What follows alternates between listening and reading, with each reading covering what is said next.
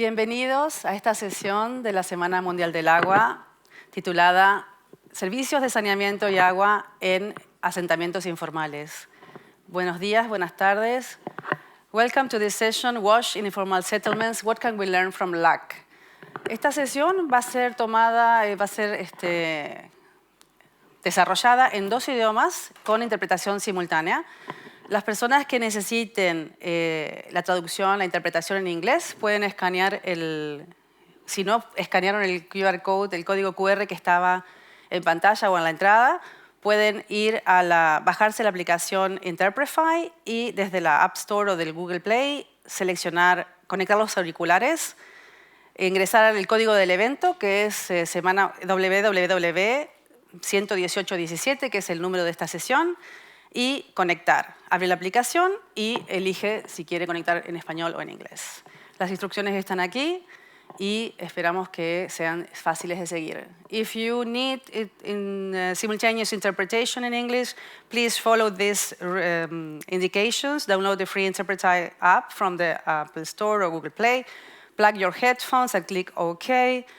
Enter the event token, www.11817, and click Connect.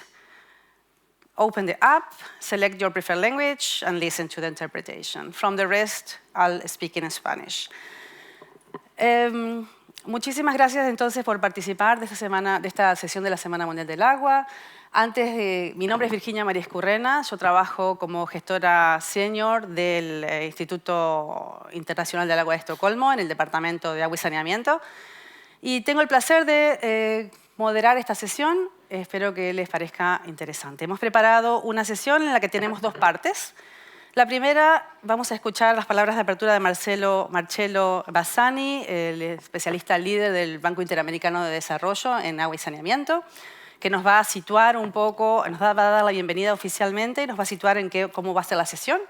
Luego vamos a escuchar a Florencia Riero, especialista, gestora de programas también del SIGUI, del Instituto Internacional del Agua de Estocolmo, en el equipo de saneamiento y agua y saneamiento, que nos va a comentar cómo es la situación de los asentamientos informales en América Latina y el Caribe, cuáles son los datos básicos y cuáles son los desafíos principales que se encuentran para prestar los servicios de agua y saneamiento dentro de los asentamientos informales. Luego pasamos a la segunda parte, que tenemos el placer de contar con un panel que va a traer muy buenos e interesantes ejemplos de buenas prácticas que se han llevado a cabo dentro de América Latina y también en África sobre la prestación de servicios de agua y saneamiento en estos asentamientos informales. Comenzamos con la presentación, sí tenemos suerte, de Julio Mota, porque tuvo un pequeño inconveniente técnico en Brasil. Julio trabaja como asesor técnico de la empresa prestadora de servicios de Salvador de Bahía, en Brasa, con un ejemplo muy interesante que vamos a escuchar sobre saneamiento condominial. Luego tenemos también en el panel a Isela Bonilla Dionisio, representando a los usuarios de asentamientos informales. Ella es lideresa de un comité vecinal. Tenemos a Claudia Neumann, que es directora ejecutiva de la organización no gubernamental Techo en Paraguay. Y tenemos a Jane O'Reilly, líder de servicios técnicos de WhatsApp Advisory, que es la parte de consultoría del Water and Sanitation for the Urban Poor. Vamos a volver más en detalle con cada uno, pero quería destacar que en el panel vamos a tener representantes de prestadores de servicios, vamos a tener representantes de usuarios, representantes de la organización de sociedad civil y de asistencia técnica, como es WhatsApp, una referencia en el sector. Luego tendremos las palabras de clausura de la reportera junior, que va a traer también la perspectiva de cuáles son los mensajes claves que podemos dejar en la sesión desde la perspectiva de su como joven profesional. Y luego clausura oficialmente Clever Machado, también especialista senior del Banco Interamericano de Desarrollo, la sesión. Sin más, entonces le doy la palabra, invito al estrado a Marcello Bassani. Marcello, tienes la palabra para darnos la bienvenida. Sí. Bueno, a ver, sí, gracias. Gracias, Virginia, y bienvenidas y bienvenidos a toda esta sesión tan interesante. Si están acá es porque saben que en gran parte del mundo y en particular en países en vías de desarrollo el acceso a agua y saneamiento se ve afectado por el crecimiento urbano en las varias ciudades. Y bueno, Latinoamérica es una de las regiones más urbanizadas en el mundo. Y esto obviamente se multiplica, el acceso es casi inexistente para la gente que vive en asentamientos informales, lo que llamamos barrios marginales, ¿no?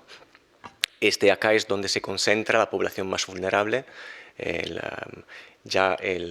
Este tema es un tema que yo creo que ya conocen, es una vulnerabilidad que va más allá de la pobreza, se trata de temas como hacinamiento, calidad, durabilidad estructural de las viviendas, inseguridad, carencia de servicios, etc.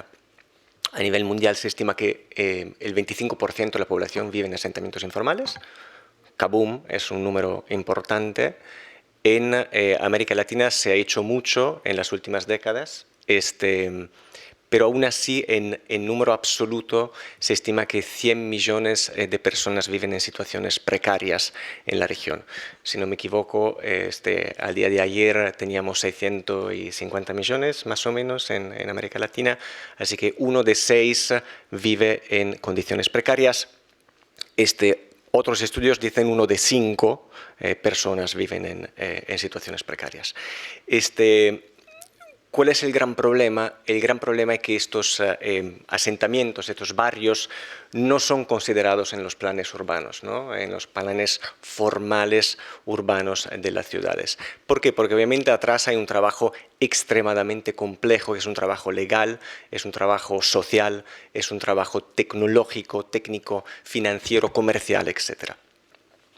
Y todo esto nos pone preguntas, así que hoy queremos contestar a estas preguntas. Lo que sí sabemos es que no podemos seguir con el mismo modelo de gestión, no podemos seguir apalancando solamente recursos financieros en programas tradicionales. Necesitamos innovar, necesitamos pensar outside of the box.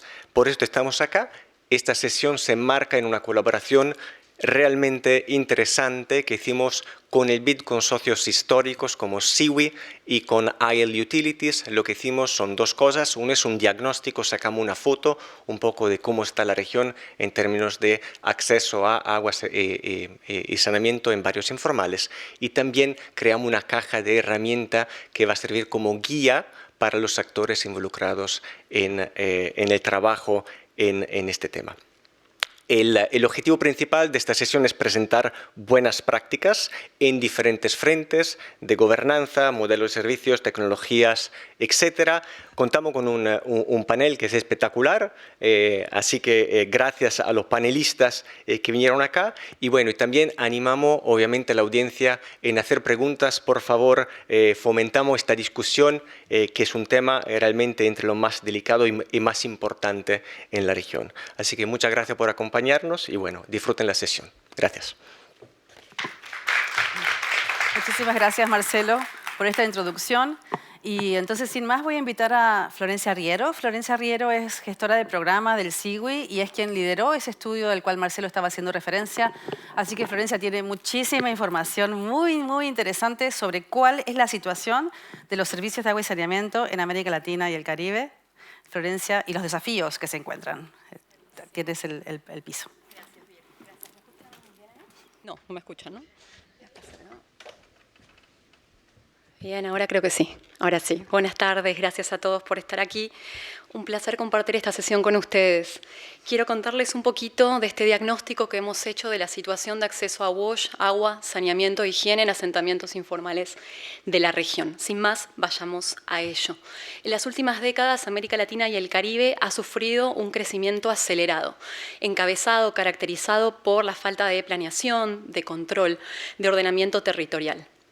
Se estima que el 24%, ya Marcelo dio un par de cifras, pero se estima que el 24% de la población urbana de América Latina y el Caribe reside en un asentamiento informal. Pero hay casos aún más críticos, como el de Haití, por ejemplo, donde el 70% de la población urbana se encuentra en estas condiciones. ¿Qué es un asentamiento informal? En base a la definición de ONU Habitat, un asentamiento informal es un área urbana, periurbana, en la cual los habitantes residen, no cuentan, carecen de derecho a la tenencia de la tierra o de la vivienda. Y esto va desde la ocupación informal, ilegal, hasta el alquiler informal. Son áreas que suelen carecer de servicios básicos, de infraestructura, y además están ubicados en zonas que son ambiental y geográficamente peligrosas, ¿no? Proclives a derrumbes, a inundaciones, a incendios, entre otras. Un par más de datos sobre la región. 120 millones de personas se estima que en las ciudades de América Latina y el Caribe no tienen acceso a servicios básicos. Hay un 10% de hogares en las ciudades que no tienen acceso a agua potable. Se estima un 22.2% de hogares que no tienen acceso al saneamiento. Y además se proyecta que para el 2050 vamos a contar con una población urbana de cerca del 90%, lo cual podría intensificar muchos de los desafíos que estamos hoy viendo en el acceso a servicios básicos en nuestra región. Bien, ahora sí, pasemos directamente al foco de esta sesión, que son los servicios de agua, saneamiento e higiene, los servicios de WASH. Me gustaría arrancar primero por el agua. Uno de los servicios más comunes que encontramos en los barrios, en los asentamientos informales, son los servicios prestados por los carrotanques o por los camiones cisternas que llevan el agua y la distribuyen en los hogares. Pueden ser camiones tanto públicos como privados, como ven en la imagen 1, ¿no? Ahí ven los camiones cargando el agua para llevarla a los hogares, para venderla, para distribuirla. También es común contar con pozos comunitarios que los mismos vecinos gestionan. Existen también conexiones legales a las redes de los prestadores formales de las ciudades que previo a un registro, a un reconocimiento por parte de los estados, se pueden acercar y pueden brindar este servicio. También hay conexiones clandestinas a las redes y también hay un sector privado que se acerca, que llega a los hogares con la venta de agua embotellada, ¿no? En una segunda imagen pueden ver tanques de agua, es una práctica muy común en los barrios, almacenar el agua. El agua no suele estar disponible, el recurso, ni todo el día ni todos los días. Por eso contar con distintos tachos, distintos contenedores es una práctica común. Así como también lo es el reuso del agua, una segunda, una tercera vez. Pasemos ahora al saneamiento, nuestra imagen número 3. Es muy común en los barrios contar con pozos negros, con pozos ciegos que son excavados, construidos por los propios vecinos y vecinas. También muchos de los vecinos son empleados por otros vecinos para que construyan, para que excaven sus pozos. También existen fosas sépticas en las cuales entra el sector privado, ¿no? Las empresas privadas, los camiones que llegan hasta los asentamientos para vaciar los pozos. Dependiendo de la topografía, que puede ser más irregular, también las calles, los callejones angostos, los pasajes, puede ser difícil para estos camiones que accedan y que lleguen a poder vaciar los pozos o vaciarlos en su totalidad. Aquí estamos viendo un pozo negro en un patio de una casa. Los pozos suelen estar ubicados atrás o bien también adelante, en la entrada de los hogares. Por lo general, la construcción de los pozos y su mantenimiento no suele tener supervisión, ¿no? Cuando nos acercamos a las municipalidades, a los gobiernos de las ciudades, nos comentan que no saben cuántos pozos hay en los barrios, tampoco saben el estado en el cual ellos se encuentran. Y un poco, ejemplo de eso, podemos ver la imagen número 4. Vemos un tubo de ventilación que está aquí, al lado mío, un tubo que está al ras del piso, en la entrada de una casa, en uno de los pasajes, ¿no? Donde circulan las personas cotidianamente, donde juegan los niños y las niñas, ¿no? Los baños, por lo general, cuentan con un inodoro, con un lavamanos y con una ducha, o con un espacio para realizar el aseo personal. Hemos visto por las investigaciones y por las visitas que hemos hecho y las preguntas que hemos hecho con los vecinos, ¿no? Que por lo general los lavamanos se suelen utilizar más los de las cocinas o los grifos, las canillas que están en los patios de las casas, ¿no? A ejemplo de eso tenemos nuestra imagen número 5, la imagen de una cocina, y pueden ver algunos productos de aseo personal, ¿no? Donde se realiza la higiene aprovechando ese espacio. Además de eso, como las prácticas de higiene en sí, lo que ocurre es que por lo general los vecinos, las vecinas que llegan con prácticas que son débiles. Llegan a los asentamientos y muchos de ellos o compran una tierra o una casa o alquilan una casa que no tiene baño. Entonces lleva un tiempo hasta que construyen sus baños y van ganando prácticas más seguras y una infraestructura más segura también en cuanto a los baños, ¿no? La defecación al aire libre, por ejemplo, la falta de aseo son comunes. Hemos visto que en el largo plazo los vecinos, las vecinas tienen como prioridad construir y mantener su baño, ¿no? Entonces aquellos que están desde hace más años tienen baños que han ido construyendo y mejorando con el tiempo. Además de eso, en temas de productos de higiene, productos para reparar los sistemas, suelen encontrarse en los campamentos, en los asentamientos informales, como vemos en la última foto. Esto es una tiendita en el norte de Chile, donde estuvimos visitando, ¿no? Vemos hasta inodoros que se venden en esa tienda. Lo que nos cuentan los vecinos es que los costos son mucho más elevados dentro de los asentamientos que fuera. Quienes pueden ir y cuando no tienen una emergencia compran afuera y traen los productos. Jabón, shampoo, toallitas menstruales. Bien, y para no robar más tiempo y ya ir dando paso a los panelistas, les quiero compartir algunas de las barreras que hemos identificado. Las agrupamos en 4 áreas principales. La primera tiene que ver con la gobernanza, ¿no? El sector WASH enfrenta un problema en cuanto a la falta de planificación o planes de desarrollo urbano, políticas nacionales urbanas que incluyan a los asentamientos informales. Eso por un lado. También vemos que hay limitados fondos públicos que estén disponibles para los servicios y la infraestructura de WASH. Al mismo tiempo, hemos encontrado procesos limitados en cuanto al monitoreo y la evaluación. Entonces, es difícil entender y saber quién, cómo y dónde, qué está pasando, sobre todo teniendo en cuenta las particularidades de cada contexto y de cada asentamiento que es distinto. También hemos visto que hay una fragilidad en cuanto a la coordinación en el sector y del sector con otros sectores, como hábitat, como vivienda, como planeamiento urbano. En cuanto a los modelos de servicio, encontramos en primer lugar que, como bien saben y como ya lo mencioné, los costos son elevados, ¿no? Y muchas veces hasta las familias pagan el doble por el acceso a los mismos servicios que se accede en la ciudad formal. Además de eso, hay limitaciones en los recursos económicos y también en las opciones de financiamiento que están disponibles para las familias. Hemos visto que también hay limitadas alternativas de gestión comunitaria y ya más en cuanto a los prestadores vemos que hay muchos estándares universales que limitan o imposibilitan que los prestadores lleguen con tecnologías y con infraestructura que sea flexible, que sea adaptativa. Por último, también hemos visto que hay una falta de regulación de las empresas privadas, ¿no? Y también una supervisión de la calidad de los servicios que acercan a los asentamientos informales. Y ya para ir cerrando, las últimas barreras físicas que tienen que ver con principalmente con dónde están ubicados los asentamientos, ¿no? Muchos de ellos son impactados por tantos riesgos climáticos como ambientales, están en zonas remotas, muchas de las viviendas son precarias y también hay una falta de ordenamiento territorial que impide muchas veces o limita que se llegue con servicios y también que las familias puedan sostener esos servicios en el tiempo. Ya por último, para cerrar, las barreras sociales y culturales, hemos visto por un lado, que a las comunidades no se las suele involucrar tanto, ni en el diseño de las intervenciones de WASH, ni tampoco ya en su ejecución o implementación. Hay temas de inseguridad y temas de violencia en los barrios que muchas veces limitan la gestión de los servicios y también vemos un limitado desarrollo de capacidades, más aún si nos focalizamos en lo que está relacionado con el acceso a la gestión de los servicios para dar respuesta, mitigar, adaptarse o prevenir riesgos climáticos y ambientales. Lo voy a dejar por acá. Muchísimas gracias, Vir. Muchísimas gracias, Florencia.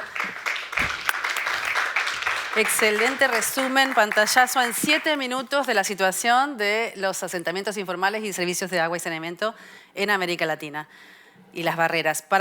Vamos a dar paso entonces a los casos de éxito que han resuelto de alguna u otra manera alguna de estos desafíos, algunas de estas barreras de las cuales Florencia acaba de terminar de hablar.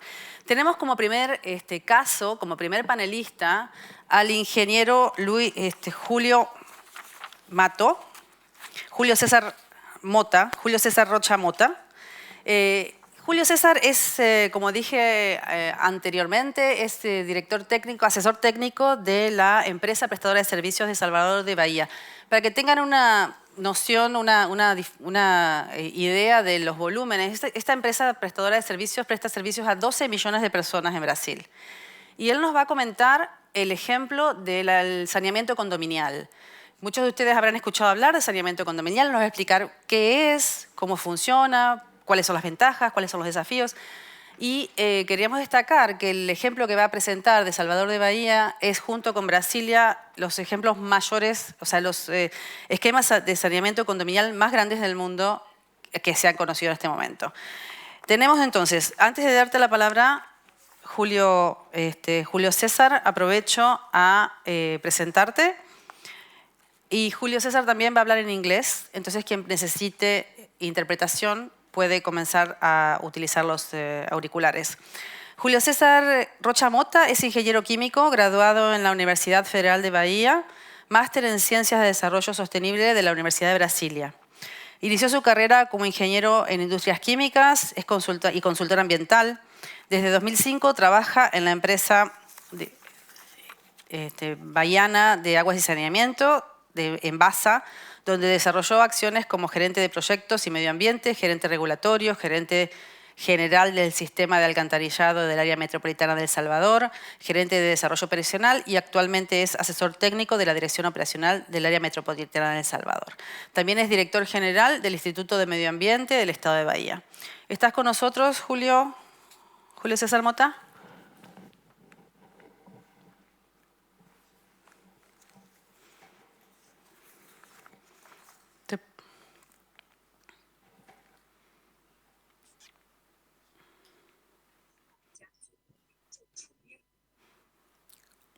Hola.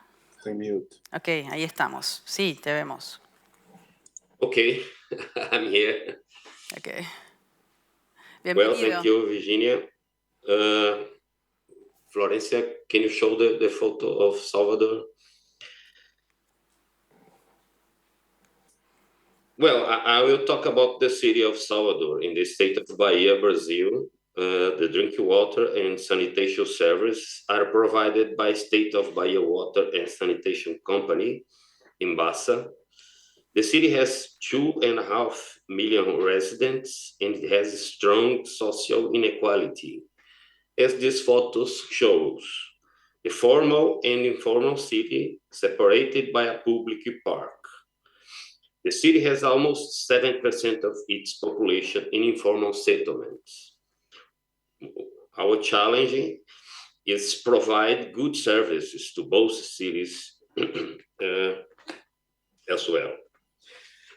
The sewerage system of the city serves more than 8% of its population by means of 2 ocean disposal systems. The next, Florencia, please. With a total flow of 8 cubic meters per second, all sewage is collected and pumped to the system. Until 1995, the city's sanitary sewerage system served only 26% of its population, concentrated in a few well-organized neighborhoods. That one's near the Rio Vermelho marine outfall in the slide. From that year on, an extensive program to expand the system was instituted with the goal of cleaning up the Todos os Santos Bay, where the city is located. With an appropriate financing, planning and building program using the condominial sewerage system, because conventional methods were impossible to apply, 2,100 kilometers of collection pipes and trunk collectors were made, 200 kilometers of interceptors and outfalls, and 86 pumping stations were built. Almost 200,000 household connections were made until the year of 2004, reached 6% of sanitary coverage. Nowadays, we have 8%. The next, please.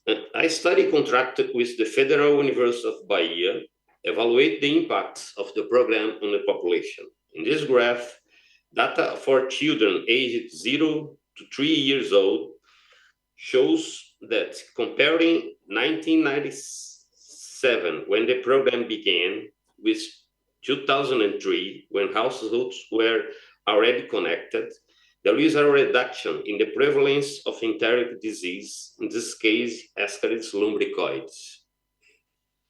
The installation of a sanitary sewerage program of the magnitude which was established in Salvador, beginning in 1995 and continuing to the present, with constant work by Embasa in informal settlement areas, has not been an easy task. The use of the condominial sewerage system made that expansion for coverage possible. What challenge at the time and new challenges which have arisen since demands planning and interinstitutional coordination for integrated sanitation interventions. I mean, city, state, and union working together with the community to change things. I believe only in this way areas of existing formal settlements construction where sewerage interventions have come in afterward can guarantee universal coverage and the consequent improvement of the urban environment and residents' quality of life with the cleanup of the city rivers. Thank you. Muchísimas gracias. Muchísimas gracias, Julio, por el ejemplo. Vamos a dejar la segunda pregunta, Julio, para después, que son los desafíos que tuvo para implementar estos sistemas de saneamiento condominial. Entonces vamos a pasar la palabra a la segunda panelista, Isela Bonilla Dionisio. ¿Estás, Isela, con nosotros? ¿Te podemos ver? Ella se está conectando desde Perú. Bien. Sí, muy bien, te escuchamos. Muy bien. Te escuchamos, no te estamos viendo, pero Aquí. te escuchamos. Ah, ok, sí, ahora sí te vemos. Bueno, yo te veo. Ahí está, perfecto. Bienvenida a la sesión, Isela. Gracias. Te voy a presentar y después nos vas a comentar tu caso como lideresa de la Comisión Vecinal y cómo fue desde el punto de vista de ustedes como usuarios, cuáles son las soluciones que tienen y si nos puedes contar el caso del cual disfrutaron en Pachacútec, en Perú. Isela Bonilla Dioniso es secretaria general con resolución como dirigente del municipio de Ventanilla, provincia de Callao, Lima Norte, Perú. Desde hace 15 años, Isela trabaja en beneficio de la población de Pachacútec, ejerciendo liderazgo como trabajadora social. La falta de agua e higiene y el costo de los servicios la motivaron a postularse como líder de la comunidad, ejerciendo como presidenta del COVAP, que es el Comité Vecinal de Agua Potable y Alcantarillado número 15. Actualmente Isela trabaja en temas sociales como salud, educación y agua. Su motivación principal siempre ha sido llevar bienestar a la población de su barrio. Isela, te escuchamos con tu solución, con la experiencia que tienen en Pachacútec, en Perú. Sí, ¿qué tal? ¿Cómo están? Buenos días. Bueno, como ya hizo mención, soy de Perú. Bueno, me dedico hace más de 18 años como dirigente, luchadora social. Y bueno, me inicié en los años 2004 como dirigente del Comité Vecinal de Administración de Agua Potable COVAP 15. Quiero contarles esta experiencia con muchos retos, esfuerzo, inconvenientes, dadas las circunstancias de ser un asentamiento que carecía de lo más fundamental, que es saneamiento físico-legal y, por supuesto, los servicios básicos. Soy dirigente de una población con más de 700 familias. Atendíamos a través del COVAP 15, un reservorio ubicado en la parte alta de mi asentamiento, para poder ayudar que a través de la gravedad sean atendidos estas 700 familias y poder llegar a cada familia. Para esto, nosotros conseguimos el servicio de tendido de redes, ¿no? A través de un trabajo comunitario. Este asentamiento, ya como carecíamos de todo servicio básico, de todo lo que comprende lo que es saneamiento físico legal, pues no ha sido fácil. logramos organizarnos como vecinos formando este comité que comprende a 5 personas, como es la presidenta, quien representaba en ese momento, la secretaria de actas, secretaria de economía, fiscal y vocal. Para una población de 700 familias.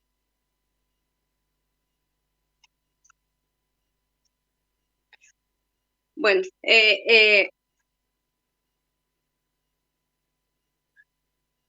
sí. Bueno, el tema de formar este COBAP en realidad no ha sido fácil. Sin embargo, a través de la voluntad que tenía cada vecino, a través del apoyo que teníamos como respaldo de la población y las ganas de tener calidad de vida, pudimos lograrlo.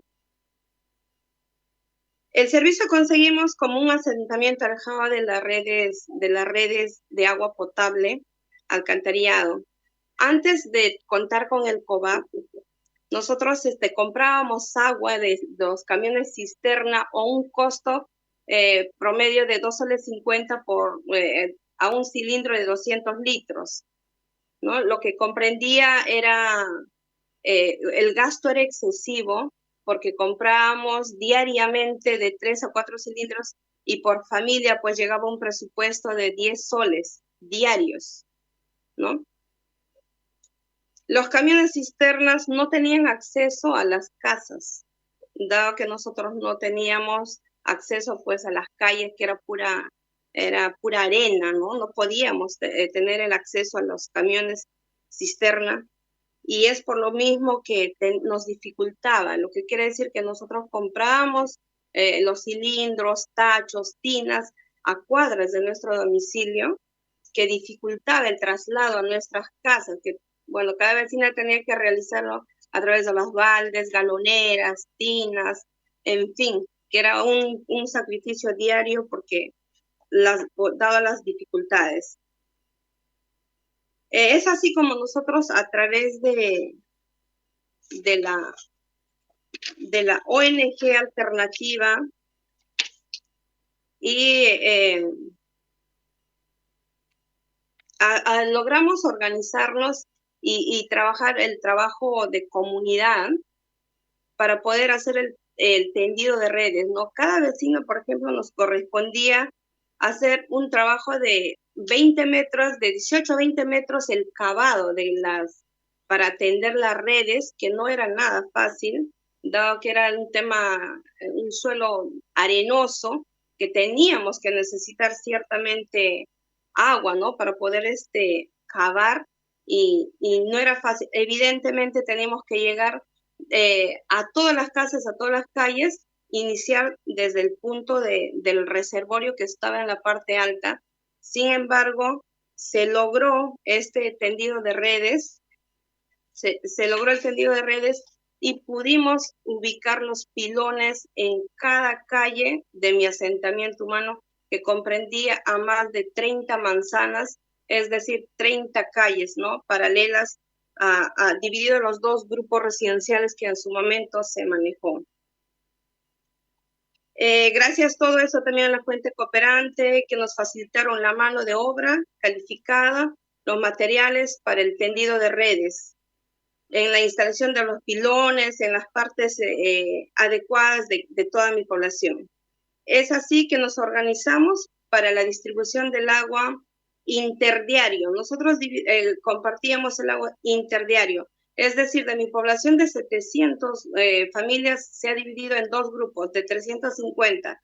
Lunes nos tocaba distribuir a la E5 y martes nos tocaba a la E6, ¿no? Es así como se dividió mi grupo residencial. La mano de obra de los vecinos, más utilizar, ¿no? Los vecinos que de pronto tengan mayor fortaleza para lo que es la distribución del agua, y llegar de casa a casa a través de las mangueras, de los pilones a las mangueras. Pero esto no ha sido fácil, ¿no? Porque para ello nosotros teníamos que organizarnos, dado que para contar con el agua, contar con los materiales como es la manguera, tener un técnico, también pagar a una persona que se haga responsable de la distribución, tendríamos que tener un tema económico. Para ello, ¿qué hicimos? Nos organizamos gracias a la población también pudimos hacer una pequeña colaboración de un monto pequeño y lograr el costo de las cisternas de agua que abastecía a mi reservorio, que comprendía de 3 camiones cisternas de 30 metros cúbicos cada cisterna. Y a través de nosotros empezamos, se podría decir, a formar una pequeña microempresa, ¿no? Porque dábamos trabajo a vecinos más vulnerables, a personas que de pronto están, digamos, sin trabajo. Entonces, ya nosotros a través de las ganancias que íbamos generando día con día, pudimos facilitar el pago para cada uno de ellos, ¿no? Esto era rotativo. Una semana trabajaba, digamos, una pareja que comprendía 2, uno que ayuda a abrir la llave, otro que jale la manguera, bueno, se apoyan a jalar la manguera, y bueno, se les cancelaba, pues, ¿no? Semanalmente el trabajo que realizaban cada vecinos. Isela, ¿me escuchas? Isela. Sí. Sí, si puedes... Sí. Si puedes redondear tu idea, porque después vamos a volver a hablar con respecto a los desafíos que tuvieron en el barrio para tener los servicios.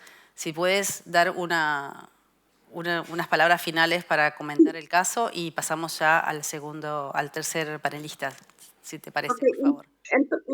Sí, en todo caso lo que quiero transmitir es mi experiencia, que en base a organización se puede tener mejor calidad de vida, porque en este proyecto que nosotros tuvimos logramos el reservorio, que es la construcción de un reservorio que recepciona cierta cantidad de agua. Luego el tendido de redes es un trabajo mancomunado de comunidad. El tema de pronto lograr como una pequeña microempresa que nosotros facilitamos el acceso directo a casa de cada vecino, y también de pronto educar a las familias, a los hogares, el buen uso del agua, ¿no? Tal vez saber reutilizar, a eso ampliar de pronto los módulos sanitarios ya en convenio con algunas empresas, como en este caso de pronto Alternativa, también a través de un banquito comunal que se llamaba La Chanchita, que nos financió para nosotros ampliar y poder comprar, por ejemplo, los tanques Rotoplasia, mejorando la calidad de vida, mejorando la recepción de agua, y por supuesto en el tema financiero, ¿no? Si una vecina gastaba semanalmente un promedio de 40 soles, pues ya teniendo el COVAP, nosotros hemos reducido el tema de costo a un promedio de 20 a 18 soles, que es casi más de la mitad, ¿no? Excelente. Y a eso sumarle la calidad de agua que ya se ha recepcionado, dado los tanques que nosotros hemos adquirido y dándole la posibilidad de llegar directamente a casa a través de las mangueras que por cierto eran muy pesadas, que medían un promedio de 70 metros, y bueno, las dificultades ya lo iremos comentando, ¿no? Excelente, muchísimas gracias, Isela. Volvemos a hablar contigo en un ratito, que nos cuentes más de los desafíos que tuvieron para establecer este sistema, que la verdad que es muy, muy interesante, con resultados muy concretos. Muchísimas gracias. Vamos a dar paso a la tercera panelista, Claudia Neumann Vallejo. Claudia, ¿nos escuchas? ¿Estás ahí? Claudia también va a hablar online. Sí. Bien, muy bien. Tenemos de las 4 panelistas solamente una presencia física y tenemos 3 presencias virtuales, así que sepan comprender que es bastante complejo desde el punto de vista técnico, pero hasta aquí todo está saliendo bien, así que bienvenida, Claudia. Te voy a presentar para que nos cuentes la experiencia en Paraguay. Claudia Neumann Vallejo es licenciada en Investigación Social y Políticas Públicas, con especialización en estudios de educación global y urbana de la Universidad de Nueva York, en Abu Dhabi. Actualmente se desempeña como directora ejecutiva de Techo Paraguay, una organización que opera en 18 países de América Latina y el Caribe, comprometida con la lucha por una sociedad más justa y sin pobreza. Techo desarrolla programas y proyectos enfocados en fortalecer las capacidades comunitarias, mejorar las condiciones de vivienda y hábitat en territorios vulnerables y promover el ejercicio activo de la ciudadanía, especialmente entre los jóvenes, a través del voluntariado. Además, Claudia se dedica a la construcción, Techo se dedica a la construcción participativa de información sobre asentamientos populares con el objetivo de visibilizar problemáticas urgentes y promover políticas públicas. Claudia, te escuchamos. Muy buenas tardes a todos y a todas. Agradezco de corazón la oportunidad de poder compartir con ustedes nuestra experiencia en la implementación de proyectos de agua y saneamiento en asentamientos populares. En Techo Paraguay llevamos años trabajando para mejorar las condiciones de vida en comunidades vulnerables y uno de los mayores desafíos que enfrentamos es garantizar el acceso a agua potable y saneamiento en estos territorios. Según una investigación que realizamos en el 2022, muy recientemente, junto al Banco Interamericano de Desarrollo y también con la Dirección de Agua Potable y Saneamiento de Paraguay, el acceso a agua potable en los territorios, en estos territorios informales, supera el 74%. Esto indica que, entre comillas, nadie se está muriendo de sed y que hay una gran cobertura en cuanto al servicio. Sin embargo, el contexto más cualitativo con el que nosotros trabajamos indica que hoy hay muchas comunidades que no cuentan con agua potable, que cuentan también con constantes cortes en el servicio en caso de que haya acceso o que poseen canillas comunitarias afuera de sus viviendas. En ese sentido, en el área metropolitana de Asunción, que es la región más poblada de Paraguay, existen más de 500 asentamientos populares y en muchas de estas comunidades se enfrentan graves dificultades para poder acceder al agua de calidad y también de manera regular y sostenible. Y en ese contexto quiero destacar una intervención de la que estamos muy orgullosos y de la que hemos aprendido también mucho, en una comunidad que se llama Primero de Julio, en la ciudad de Luque, en Paraguay, realizada en conjunto con CELAVIP, que es una organización internacional que coopera con instituciones como Techo en proyectos de hábitat y vivienda. Y esta comunidad es muy numerosa, en ella viven más de 480 familias, fue fundada en el 2017, y desde entonces el acceso a agua potable de forma digna y sostenible ha sido un gran desafío. En el 2018, posterior a la fundación de esta comunidad, el Servicio Nacional de Agua y Saneamiento de Paraguay, luego de un estudio previo, construyó un pozo artesiano en la comunidad que fue una de las soluciones de las que hablaba Florencia al inicio, ¿verdad? Sumado a un tanque de agua y una red de distribución, y esto significó un avance significativo para la comunidad. Sin embargo, este proyecto inicial no abastecía a todas las familias de la comunidad. Más o menos el 50% de las familias, o sea, 250 familias aproximadamente, no tenía acceso regular al agua potable para consumo humano, tanto para beber, para cocinar o para asearse en todos los momentos del día, y muchas veces debía acopiarla de algún otro lugar, incluso a altas horas de la madrugada, ¿verdad? Nuestra intervención entonces se centró en poder mejorar el acceso a agua potable de manera equitativa para todas las 480 familias de la comunidad, y nuestro proyecto específicamente consistió en la perforación de un nuevo pozo tubular que correspondía al estudio ya realizado por la institución pública pertinente, con una profundidad que superaba los 120 metros, y también la construcción de un tanque de almacenamiento con capacidad de 10.000 litros, y también la ampliación de la red de distribución de agua. Esto permitió que todas las 480 familias de la comunidad de Primero de Julio pudieran acceder al agua potable de manera constante y también en cantidades suficientes para el uso doméstico, ¿verdad?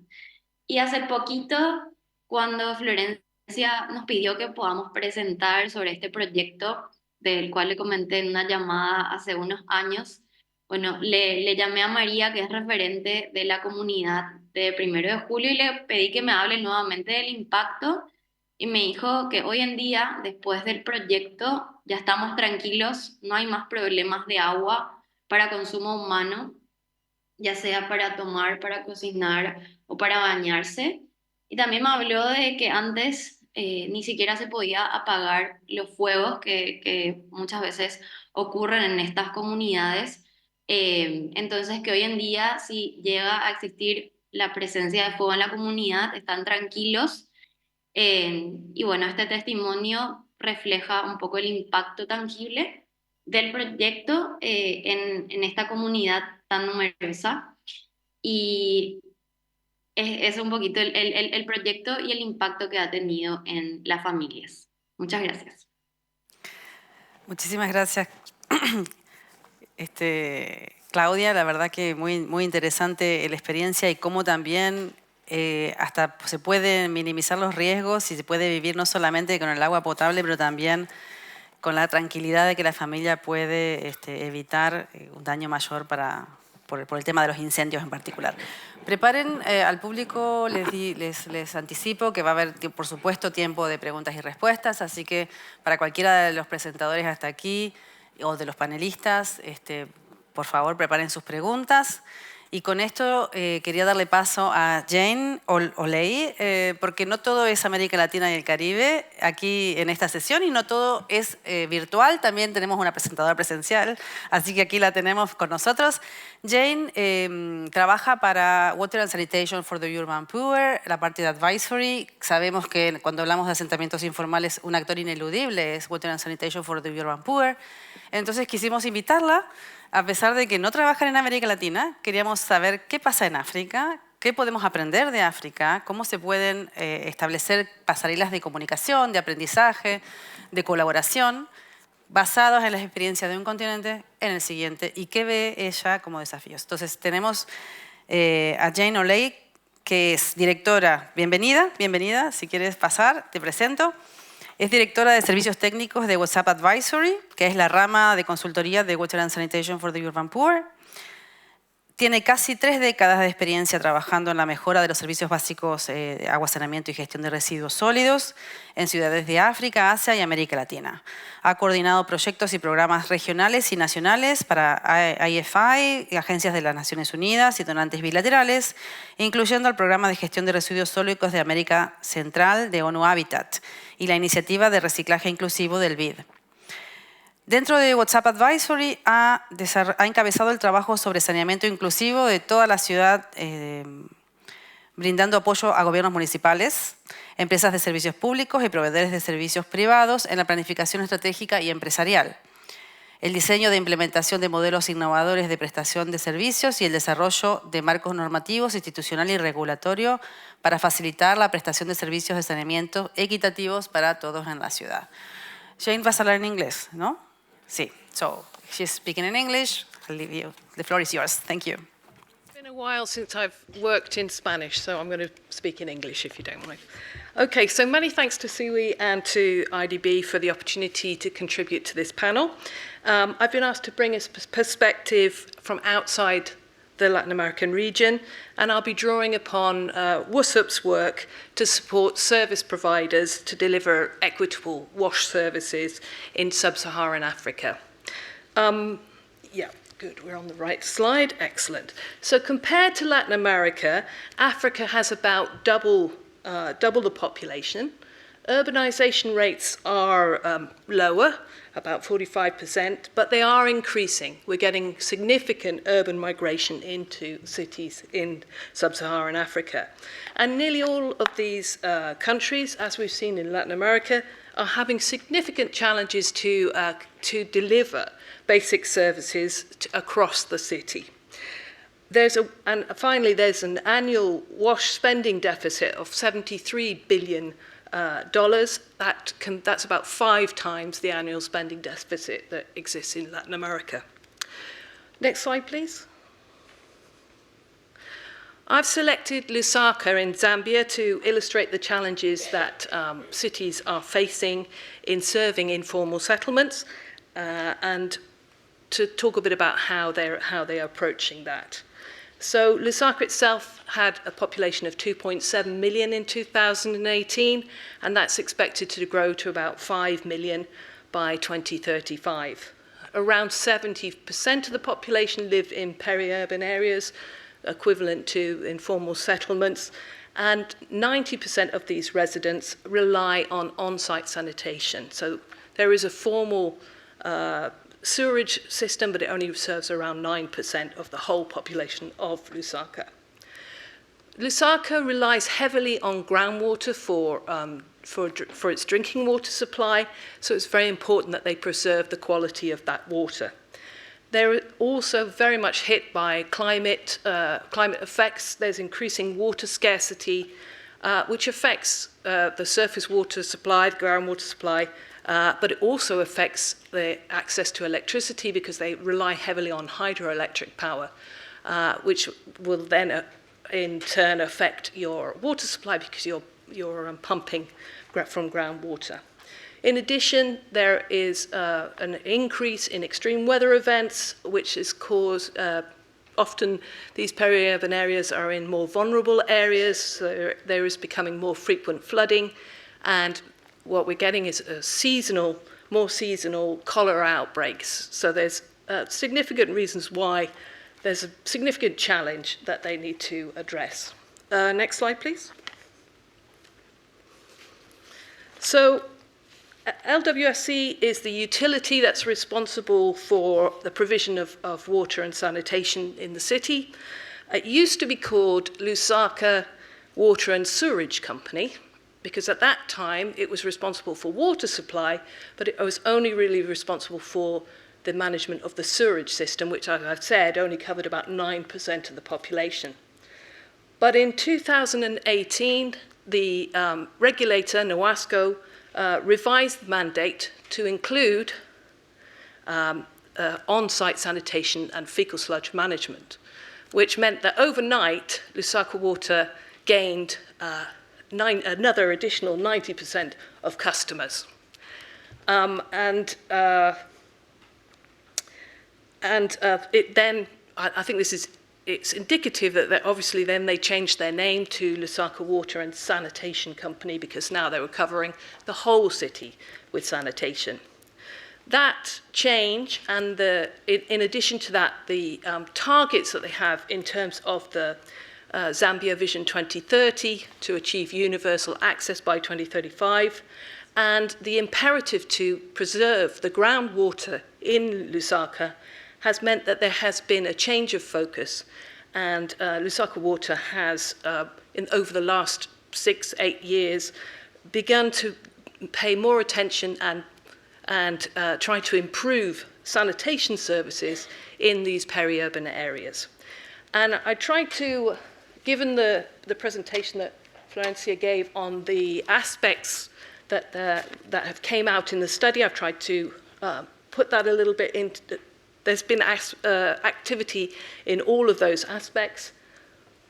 All right, he told me not to turn around. Okay. So in terms of governance,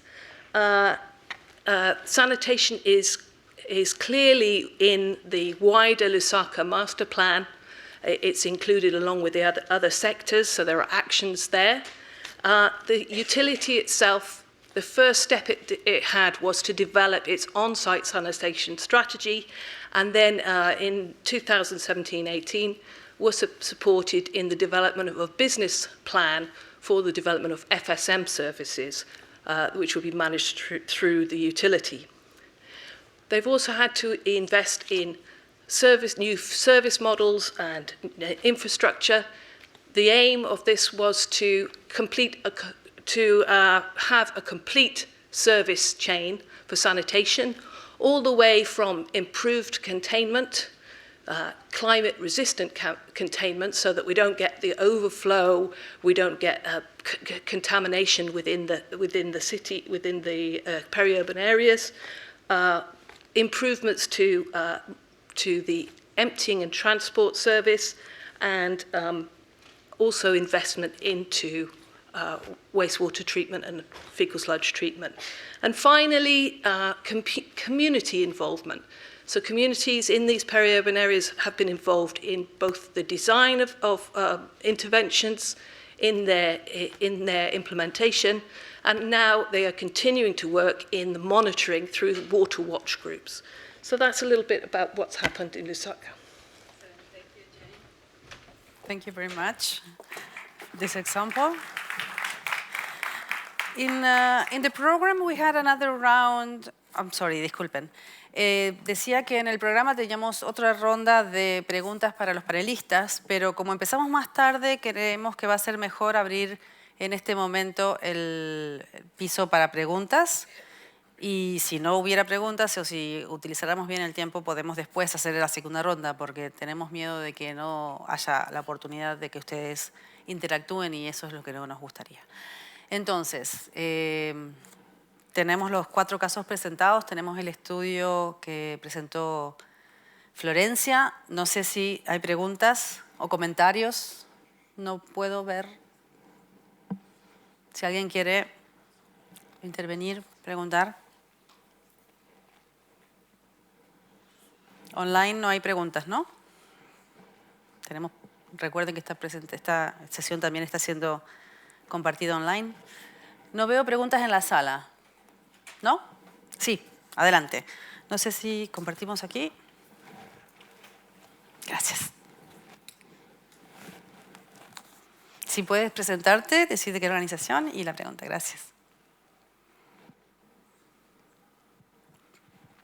Hola, hola. Hola, muy buenas tardes. Muchas gracias a todos por sus presentaciones. Paola Gordón, vengo de México. Mucho gusto conocerlos y estar aquí en esta sesión.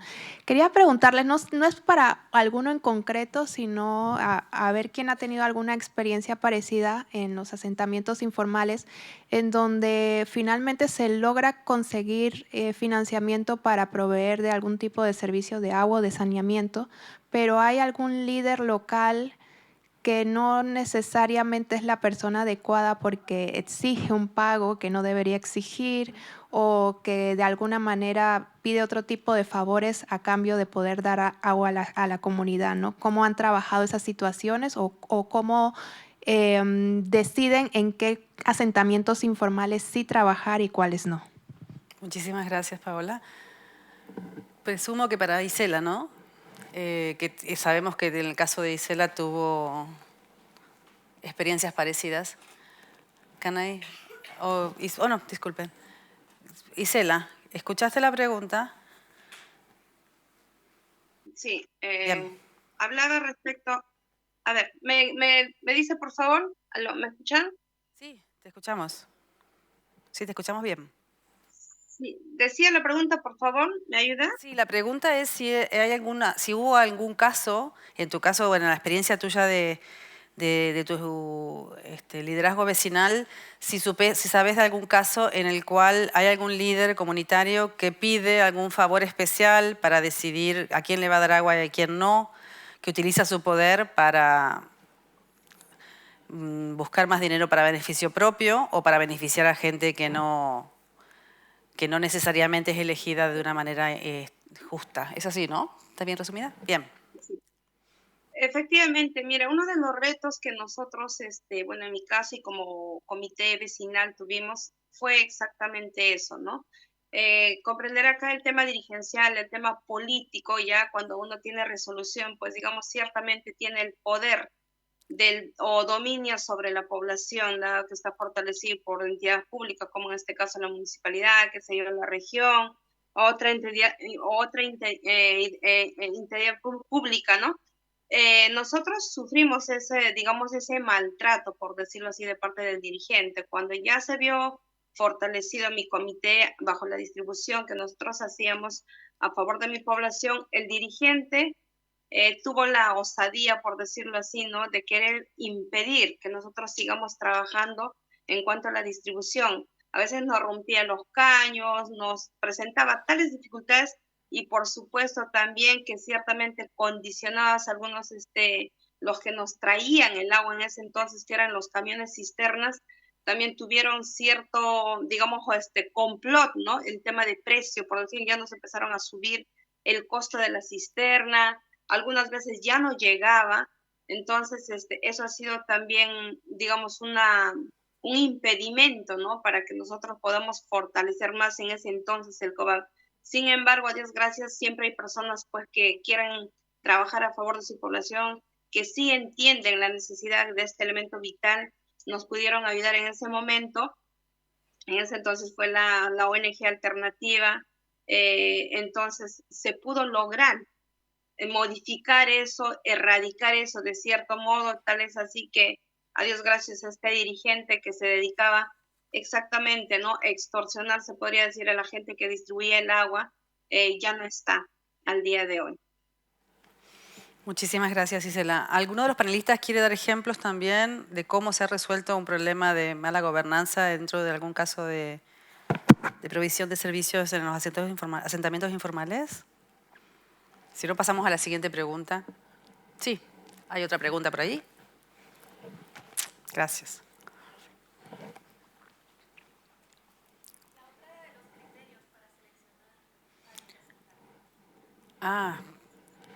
¿Podemos esperar un pequeñito? Súper. Le tomo nota.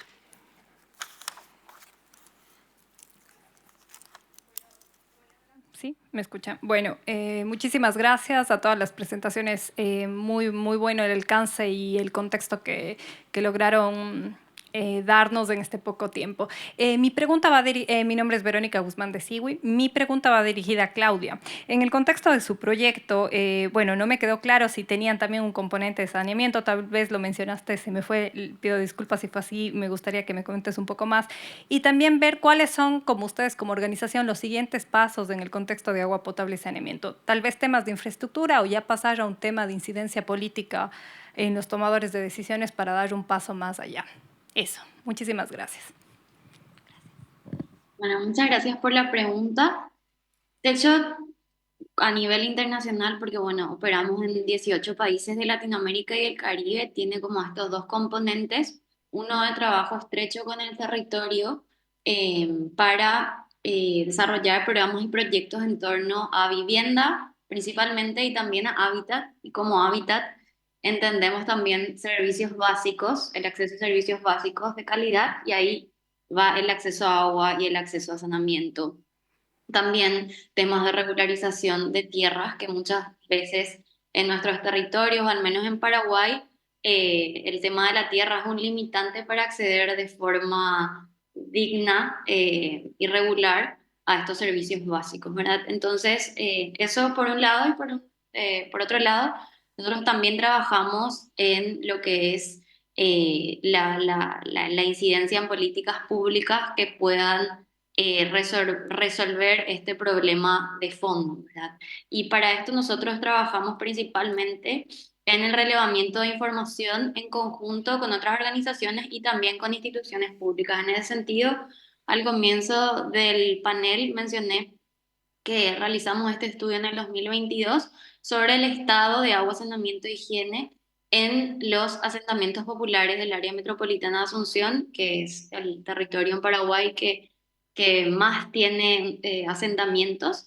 Entonces, de esa forma nosotros intentamos visibilizar a través de la información y trabajando con los actores pertinentes del Estado la incidencia en política pública. Eso es un proceso lento, tedioso. Nosotros no tenemos un departamento en la organización que se encargue de esto, pero es como que lo intentamos hacer de forma transversal y con estos relevamientos.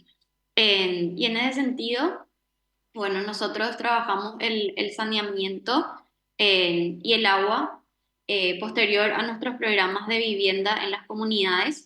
Hicimos, como este proyecto que mencioné, 3 proyectos en comunidades bastante numerosas en el área metropolitana de Asunción, y en los proyectos nos fuimos encontrando con desafíos. Y bueno, el saneamiento lo trabajamos con la construcción de módulos sanitarios que representan mejoras al programa de vivienda de emergencia que tenemos. Y de esa forma nosotros trabajamos el saneamiento. No me acuerdo cuál era la primera pregunta que mencionaste. Esa, si tenían saneamiento, si trabajaban en saneamiento, primera pregunta, y si tenían las políticas públicas. Creo que están respondidas, ¿es así, Verónica? Súper. ¿Más preguntas? Sí.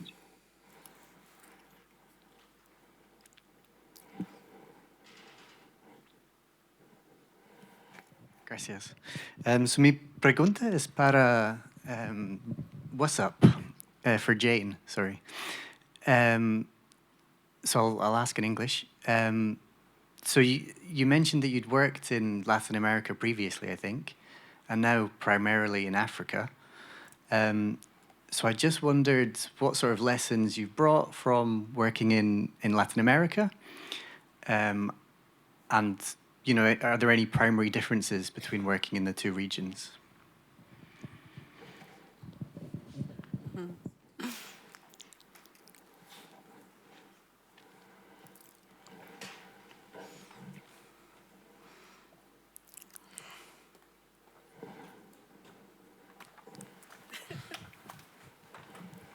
That's a very difficult question. I think as you go along your professional life, you take on board everything you learn as you go along, and you apply that in the new context. So I think from what I learned in Latin America, I was mainly working in recycling, solid waste management, but a lot about coordination of stakeholders and things like that, working together. The project I was doing previous to WUSUP was the IDB project on inclusive recycling. And that was all about bringing stakeholders together to work to improve solid waste management and recycling. And I think that was probably the thing that kind of coordination is one of the things I brought to WUSUP from Latin America. And we see there's a big need for that. And some of my final lessons, you'll see one of them is about coordination. So. Gracias. Thank you. Thank you very much. Excellent. ¿Más preguntas? ¿Hay más preguntas en el piso?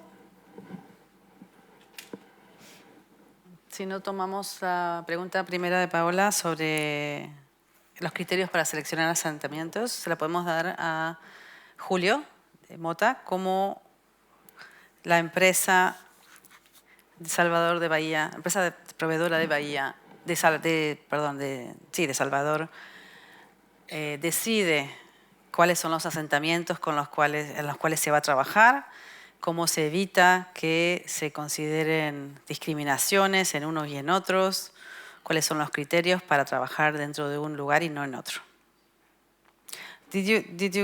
Did you understand the question, or is that okay? You're on mute, Julia.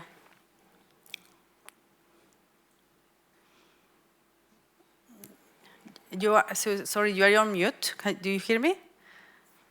Please habilitate the microphone. Yes, now. Sorry. Yeah. We have one only system to the whole city.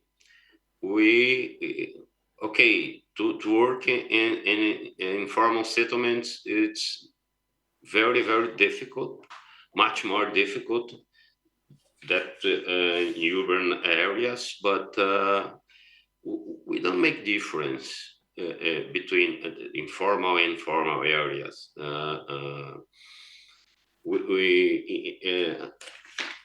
We have very big different social inequalities, and a challenge we are every day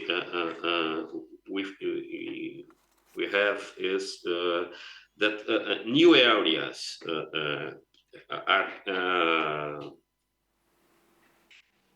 are being occupied the same way.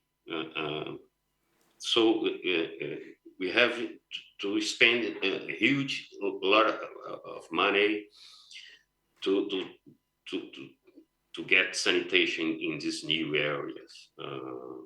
We have problem with violence, urban violence, and so we are working on it. But I believe we have to first of all to solve the problem of social inequities.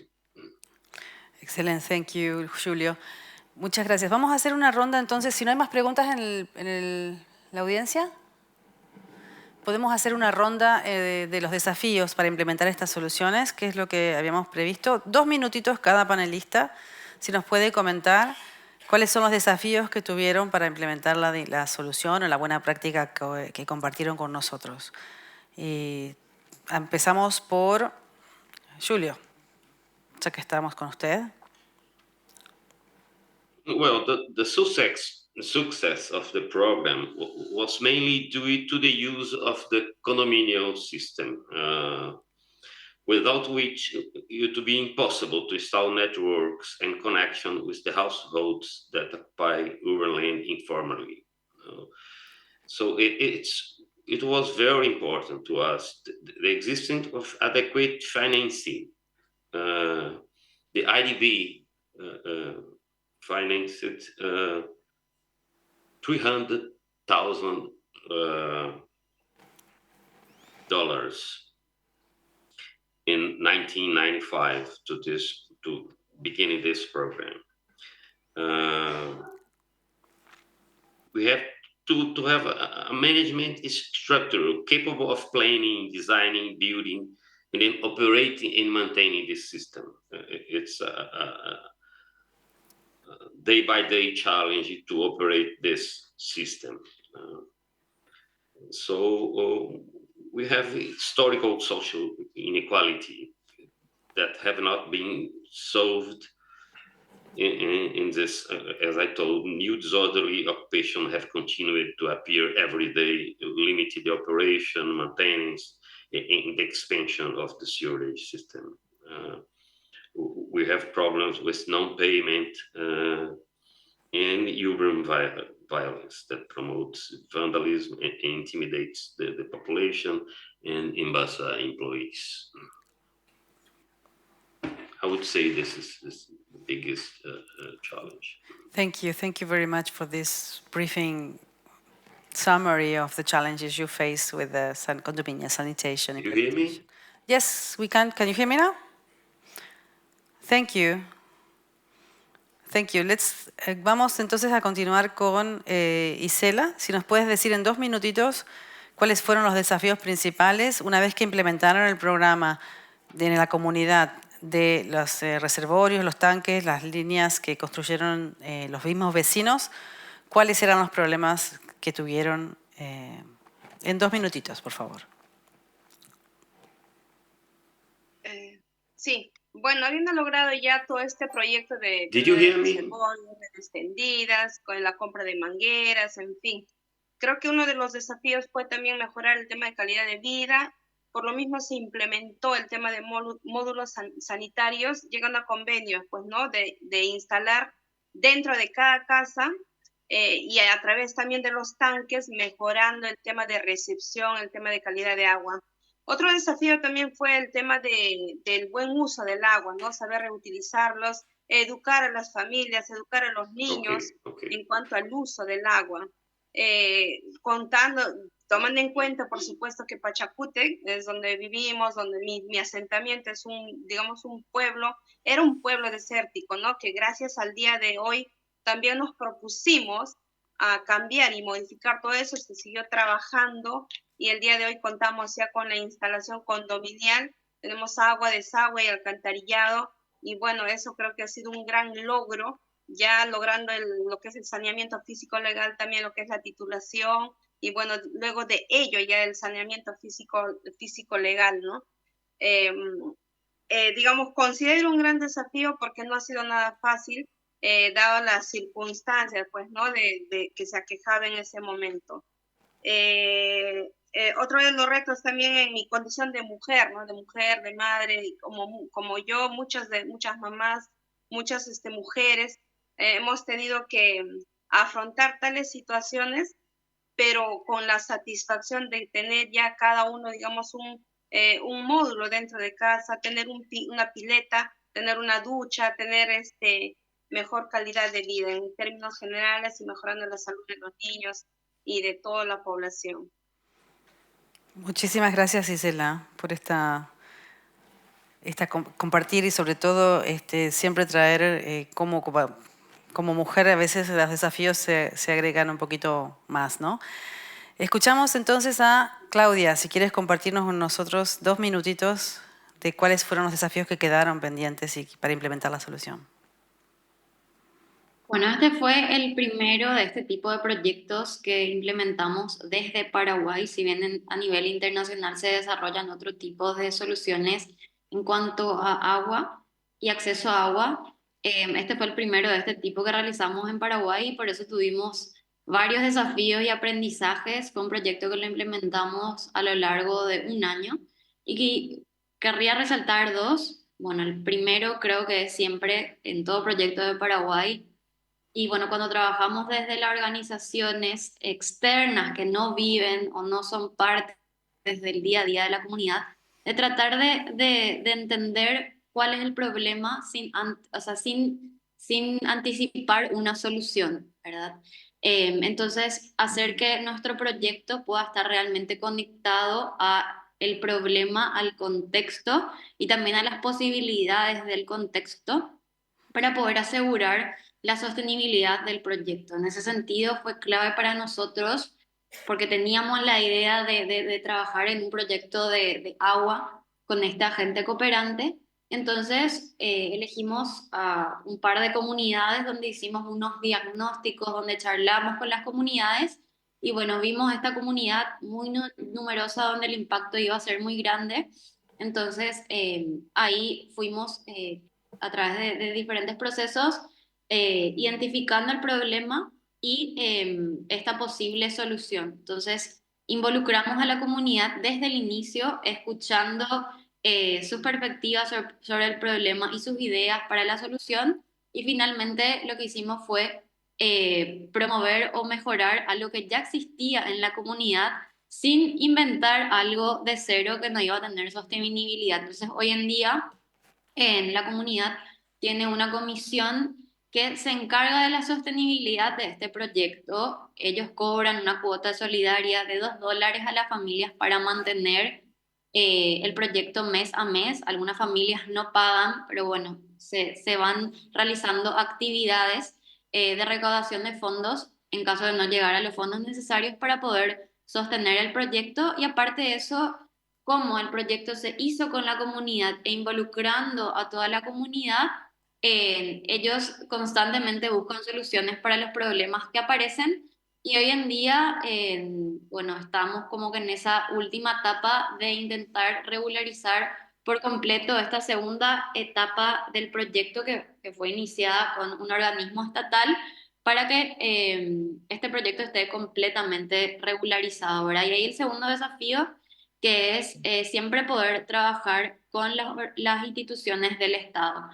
No es fácil, es un proceso burocrático en muchos casos, pero es necesario para que las inversiones grandes en estos proyectos, tanto de recursos, de dinero, que se hacen, puedan tener un impacto. Entonces, realizamos este proyecto en otras 2 ocasiones y para nosotros fue sumamente clave como, aparte de iniciar con ese involucramiento y esa escucha a la comunidad, poder trabajar y mapear toda la reglamentación, todo lo legal correspondiente también al Estado para poder hacer que sea una solución, digamos, no irregular, ¿verdad? Otra vez, sino que pueda apuntar a una solución al problema de fondo, al menos en esa comunidad, ¿verdad? Y ahí una pregunta que nos queda siempre es, ¿cómo podemos hacer que el acceso a agua potable de manera regular, de manera digna, no dependa de estos proyectos aislados porque no podemos hacer pozos en todos los rincones de América Latina, no es sostenible, sino que el Estado se pueda hacer presente de alguna forma y de esta forma involucrando al Estado, a las instituciones públicas en las diferentes instancias de los proyectos que realizamos. Nosotros intentamos ir poniendo sobre la mesa la problemática y la exigencia del planteamiento de soluciones integrales. Muchísimas gracias, Claudia. Quedó claro que es necesario tomar en cuenta las condiciones culturales de la comunidad en la cual están y que también es necesario llevar a escala a través de la incorporación del sistema de gobernanza y de regulación a nivel del Estado para multiplicar los ejemplos a otro nivel. Y finalmente le damos la palabra entonces a Jane, que nos cuente cuáles son los desafíos que en su experiencia encontró. So there was obviously a lot of challenges that Lusaka Water faced. It's a completely new business line that they were taking on, but I just want to talk about 4. Information, access, affordability, and integration. So information, overnight they had to look, they didn't know much about this customer base, so they needed to do work on both understanding the status of sanitation within these peri-urban areas, which they did through toilet databases, mapping and understanding the status of toilets in these peri-urban areas. And also they needed to understand the market. So who were the operators already in the market? How could they build upon that? How could they make that what was generally quite an informal market? How could they make that more formal? So that's information. Access. Typically, a vacuum tanker is used for the emptying of pit latrines in African cities, but these peri-urban areas, there is issues of access. So what they had to do is develop different kinds of models, a mix of service delivery models using different sanitation technologies to ensure that you get access across the city to everyone in the city. So have a choice, a panorama, a box of choices that you can choose. Thirdly, on affordability, this is a key issue, not only in Lusaka, but in most of the places that we work. And what we've tried, and what we've sort of come to the conclusion that you need to have targeted subsidies. This was both for the toilet construction, the climate resilient toilet construction, but also in terms of emptying and transport services. So what in there, an affordable price was charged to all. That was actually lower than the actual cost of providing the service. So the service providers, the private service providers, received a top-up from Lusaka Water to make up that difference with a small profit margin. And that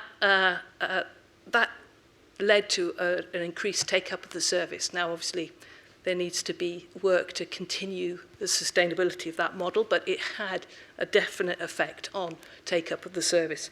And finally, integration. What we found, not only in Lusaka, but elsewhere, if you only work on sanitation, you won't get the biggest impact.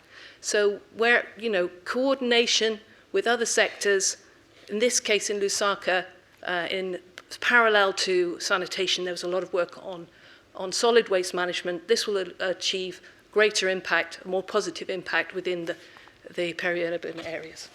Muchísimas gracias, Jane. Realmente muy conciso, muy claro, muy concreto. Estamos llegando al final de la sesión. Le quiero dar la palabra sin demorar más a la Junior Reporter, a la reportera joven de la sesión del agua, que en 2 minutos nos va a comentar qué es lo que ella retiene y qué nos recomienda recordar de esta sesión, antes de darle la palabra a Clever Machado del IDB, del Banco Interamericano de Desarrollo, y cerrar la sesión. Muchísimas gracias, Luisa. Adelante. Bueno, gracias y buenos días y buenas tardes, dependiendo de dónde se encuentren. Bueno, hoy estuvimos discutiendo con diversos actores clave para abordar uno de los mayores desafíos que tenemos hoy, y es cómo garantizamos el acceso a agua y saneamiento en los asentamientos informales y en este caso en América Latina. Hemos escuchado distintas voces de las comunidades, también de los operadores de servicios de agua, de organizaciones internacionales, y lo importante es lo que nos trajeron hoy, los desafíos, pero también cuáles son las oportunidades que tenemos para transformar la realidad de tantas familias que hoy están viviendo en asentamientos informales. Sabemos que estas realidades no solo afectan la salud de las personas, pero que también perpetúan la pobreza y la inequidad. Hoy escuchamos historias bastante interesantes, pero tenemos que actuar con urgencia y celeridad. Es un problema que está pasando hoy. Entonces, tomó algunas de las principales barreras que se discutieron el día de hoy y son que se deben garantizar. Hay varios planes de desarrollo urbano, pero no garantizan el acceso que se incluyan los asentamientos informales en ellos. Tampoco hay una priorización de la inclusión de inversión en infraestructura y de servicios básicos. Hay dificultades también en procesos de regulación. Entonces, ¿cómo superamos todas esas barreras? Son las reflexiones que hoy me llevo hoy. y es cómo colaboramos entre las distintas organizaciones, entre los distintos actores para resolver esta problemática. Debe coordinarse no solo para el agua y saneamiento, sino también con otras soluciones, garantizando acceso a la vivienda y también acceso al desarrollo urbano. Y creo que la última reflexión que me llevo hoy día, y una de las más importantes, no solo de lo que se discutió hoy acá con todos estos casos, sino también por los años que tengo trabajando con asentamientos informales, y es que debemos incluir a las comunidades dentro de las soluciones. Desde el principio, desde que se desarrolla la idea, como Claudia bien lo mencionaba, y cómo se va desarrollando, implementando y también monitoreando para que estas soluciones verdaderamente sean duraderas a largo plazo y tengan un verdadero impacto.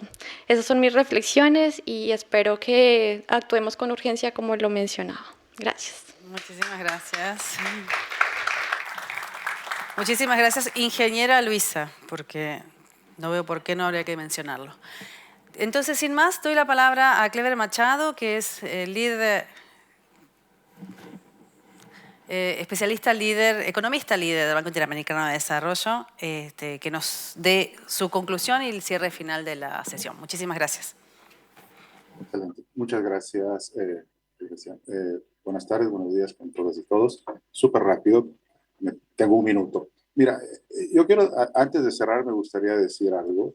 El tema de los asentamientos informales no es solamente un tema de derecho humano al agua, no es solamente un tema de los SDGs, es un tema, como ya lo dijeron, de inclusión y equidad.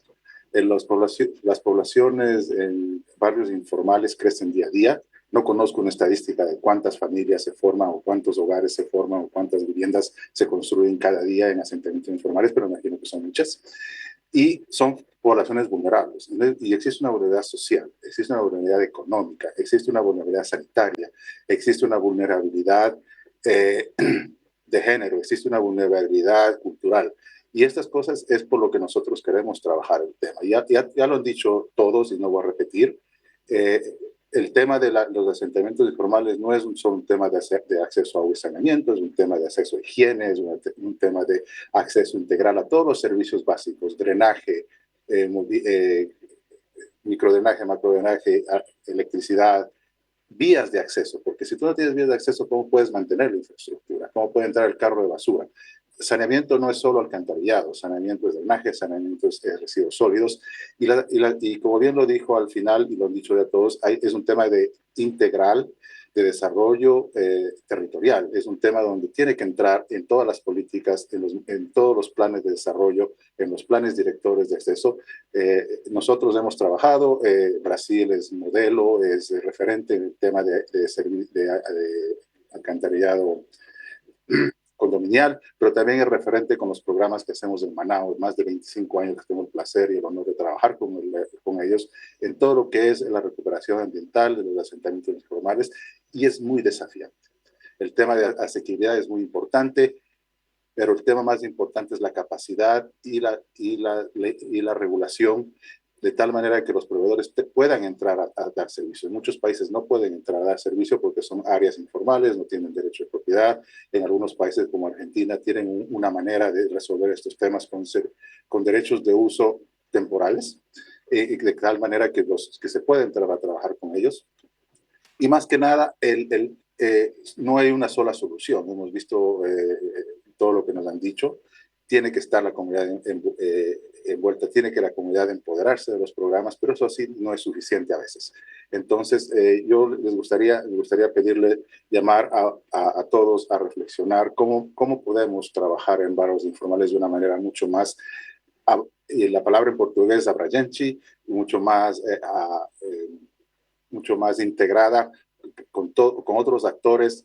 Hemos preparado nosotros con SIWI una guía que se va a publicar prontamente, y es una guía que da unos ciertos pasos para preparar estos proyectos, para hacer un engagement de la comunidad, de las instituciones, de los líderes políticos, y sobre todo tiene unas secciones que ya lo mencionó Jean, que es información. No existe información confiable, no existe información comparable, no existe información respecto no solo a cuántos asentamientos, cómo se forman, quién está ahí, sino cómo se provee el agua, cuánto cuesta. El tema de asequibilidad es súper importante, pero el tema financiero y la sostenibilidad de estos proyectos ya a un nivel más estructurado y con proveedores formales, como entre el sector privado. En Haití tenemos muchos modelos de provisión de agua del sector privado, comunitario. El tema de género es súper importante, el tema de la migración es súper importante. Entonces, a mí me gustaría, por favor, dejarlos con esas palabras, sobre todo en cuanto a que hay mucho camino por recorrer, se ha hecho mucho, se está aprendiendo mucho, hay que evaluar lo que hacemos, hay que tener procesos formales de evaluación para poder adaptar y luego replicar estas experiencias en toda Latinoamérica. De cualquier manera, les agradezco por acompañarnos el día de hoy, tanto de manera virtual como presencial. Especialmente muchas gracias a nuestros panelistas cuyas experiencias compartidas han enriquecido el conocimiento sobre la temática. Muchas gracias. Muchísimas gracias, Clever. Muchísimas gracias a todos por participar, muchísimas gracias al Banco Interamericano por organizar, a Clever, Marcelo, muchísimas gracias a los panelistas y a todos por participar. Espero que les haya gustado. Hasta la próxima. Disfruten más de la Semana Mundial del Agua. Hasta luego.